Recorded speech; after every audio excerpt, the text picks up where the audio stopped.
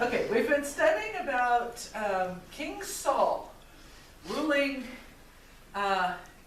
Israel. He's a new king, but they are being attacked by the Philistines. And in fact, they are paying taxes to the Philistines. And the Philistines went through and took away all of their swords, because people with swords fight back when you try and oppress them.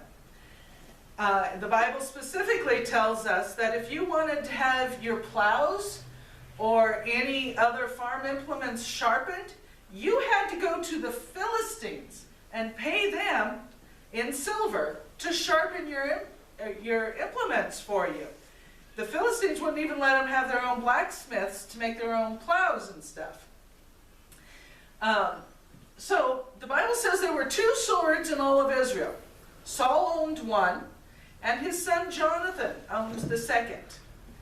Everybody else, when they went to fight the Philistines, I assume had things like farm implements and clubs and rocks and whatever they could get their hands on to actually fight the enemy.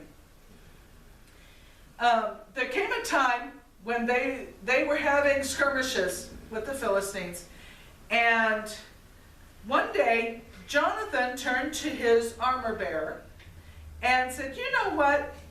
I'm going to go kill some Philistines."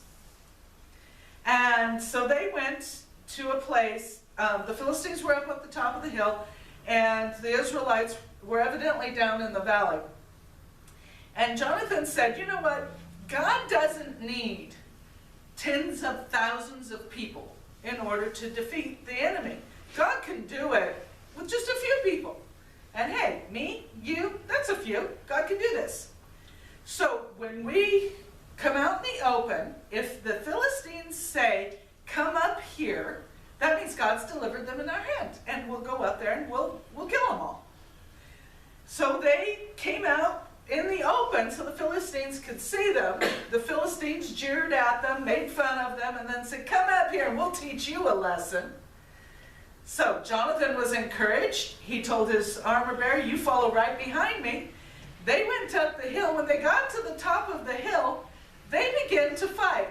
And they killed the Philistines that were in that immediate area. The Bible says that they covered about half an acre with dead Philistines, because God worked through them. This is the same God we serve today. You know, when we face our enemies, we like to be surrounded by thousands upon thousands of people who feel the same way we do. But that isn't always the way that God works. Sometimes he says, "I want one person," or "I want 2 people. In fact, the New Testament says, where 2 or 3 people agree in a matter, it will be established.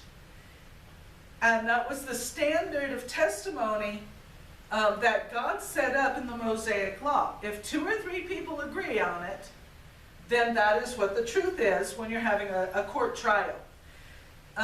So when we agree, when you pray with me over something, when you pray with joy over something, that forms a bond that God uses to conquer our enemies.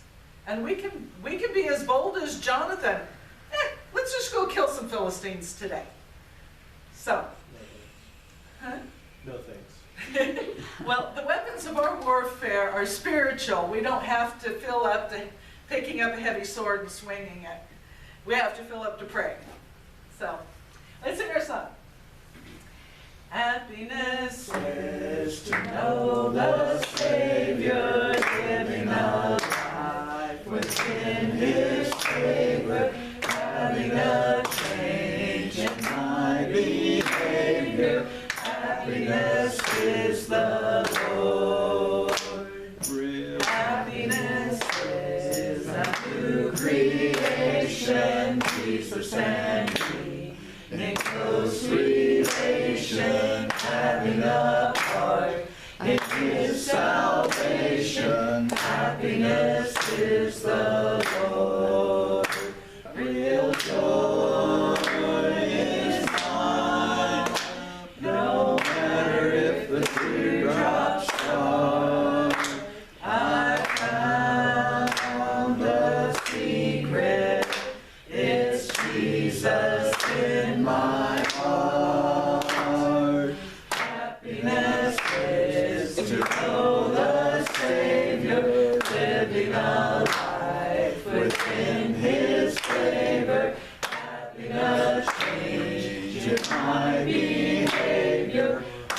Amen.